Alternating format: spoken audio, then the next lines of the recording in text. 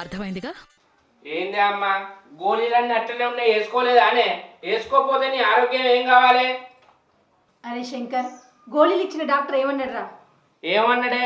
ఇంట్లో ఉన్నప్పుడు 3 పూటల గోళీలు వేసుకోమన్నాడు కదా, మరి నేను 4 రోజులు వేరే ఊరు వెళ్ళినా, నేను ఇంట్లో లేను కదా, ఎట్లా వేసుకోవాలి? అయ్యో అత్తమ్మ, ఇంట్లో ఉన్నప్పుడు వేసుకోరు అంటే దాని అర్థం అది కాదు. ఏం కోడలి పిల్ల, నాకే అర్థాలు చెప్తున్నావా? నాకు ఇంత బువ్వ పెట్టురే, నేను తినిపోయినాక మీరు ఇద్దరు ఏ ముచ్చటైనా పెట్టుకోరి. రజని, నువ్వు వెళ్ళి వంట చూడు. సరే, చూస్తా.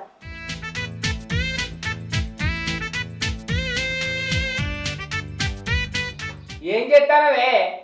అదే అండి, అత్తమ్మ వంట చూడమంది కదా, టీవీలో వంటల ప్రోగ్రామ్స్ వస్తాయి కాబట్టి టీవీ ఆన్ చేస్తున్నా. చూడమంటే అర్థం టీవీలో వంటల ప్రోగ్రామ్ చూడమని కాదు, వంట చెయ్యమని.